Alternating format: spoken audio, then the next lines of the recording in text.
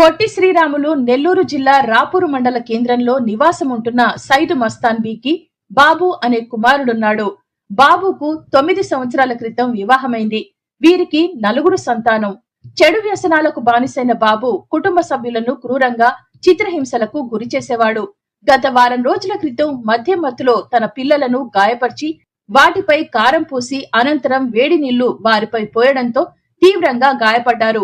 ఈ విషయంపై తల్లి తన కుమారుడిపై పోలీసులకు ఫిర్యాదు చేయగా స్పందించిన నెల్లూరు జిల్లా ఎస్పీ డాక్టర్ అజిత వేజేండ్ల వెంటనే ఆ పసిపిల్లలకు వైద్య సహాయం అందించేందుకు పోలీసులు సహాయపడాలని ఆదేశించారు.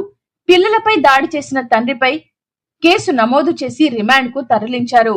తన కొడుకు నుండి రక్షించినందుకు బాధిత మహిళా కుటుంబం పోలీసులకు కృతజ్ఞతలు తెలిపారు. మాది రాపూర్ అండి. మాది రాపూరు తూర్పు అగిరితి కట్ట కాపురస్తురాలని. నా పేరు సయ్యదు మస్తాన్ బి. నాకు ఒక కుమారుడు, ముగ్గురు కూతుళ్ళు. నా మొదటి బిడ్డ పెద్ద అమ్మాయి చనిపోయింది. నా కొడుకు పెళ్లి చేశాను. 9 సంవత్సరాలు నా కొడుకు పెళ్ళి అయ్యి.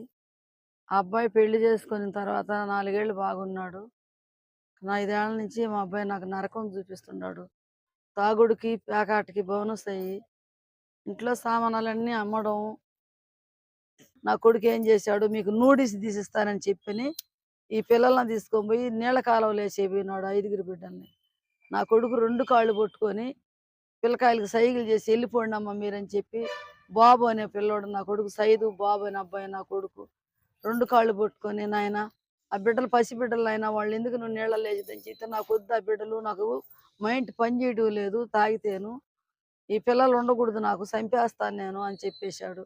తర్వాత ఆ నీళ్ళల్లో వేసే బిడ్డలను నేను తీసుకు పక్కన ఇల్లు సాకలోళ్ళు ఇల్లు ఉంటే ఆ ఇంట్లో దోశ ఈ బిడ్డల్ని. ఆ ఇంట్లో బిడ్డలను దోసిన తర్వాత మళ్ళీ కొడుకుని తీసుకొని పోలీస్ స్టేషన్కి వెళ్ళా 1 గంట టైంలో. తర్వాత రాపూర్ ఎస్ఐ గారికి ఫోన్ చేసి చెప్తే, ఈ టైంలో ఆమె వచ్చిందా కాబట్టి ఆమెను ఎక్కడ కావాలో ఎక్కడ పోయి పండుకుంటుంది ఆమె అని చెప్తే, సార్ గారు జీబులో ఎక్కించుకొని పోయి నన్ను సినిమా హాల్ కాడ మాకు బంధువులు ఉంటే వాళ్ళ ఇంట్లో వదిలేశారు. తర్వాత కేసు ఉదయాన్నే చేసి కేసు పెట్టాం. కొడుకు మీద బీరవలు కాల్చాడు, నా కోడలను చంపబోయాడు, ఈ 5గురు బిడ్డలను కూడా నీళ్ళల్లో వేయబోయాడు బాబు అనే పిల్లగాడు అని చెప్తే, తర్వాత ఎస్ఐ గారు దానికి రిపోర్ట్ రాసి ఆ అబ్బాయి మీద కేసు పెడతామని చెప్పి కేసు రెడీ చేసిన తర్వాత ఉదయం 8 గంటలప్పుడు భోగులు ఈ అమ్మాయి నీళ్లు పెట్టి బిడ్డలకు పోసుకోవాలనేటప్పటికి నీళ్ళు బాగా మసలుగా ఆగున్నాయి. ఆ నీళ్ళు ఎత్తి మూడో పాప పైన పోసేసాడు జగ్గుతో ముంచి. కాగిన నీళ్లు, తెరలగాగిన నీళ్లు పోస్తే మూడో పాపకు చర్మం మన అట్టిపండుకు తోలు తీసినట్టుగా ఊడిపోయింది మూడో పాపకి. తర్వాత రెండో పాపకు వచ్చి అట్ల కర్ర తీసుకొని చేతుల మీద వాతలు పెట్టాడు రెండో పాపకి.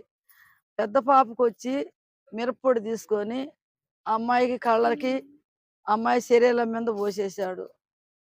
తర్వాత వచ్చి లాస్ట్ పాపకు కూడా కారం పోసాడు. కొడుకు వచ్చి 5వ వాడు జాఫర్ అనే పిల్లోడు కొడుకు, వాడికి గొంతు మీద కాలేసి ఉరిగినాడు. తర్వాత మమ్మల్ని, నా కోడల్ని నన్ను 2 దెబ్బలు కొట్టి ఇంట్లో వేసి గడి పెట్టినాడు. ఈ పాప తీసింది రెండో పాప తీసింది గడి. అప్పుడు వచ్చి మేము అందరం కలిసి బుచ్చికెళ్ళిపోయాం సార్. మేమంతా కలిసి బుచ్చికెళ్ళిపోయినాం బిడ్డలు అందరం కలిసి.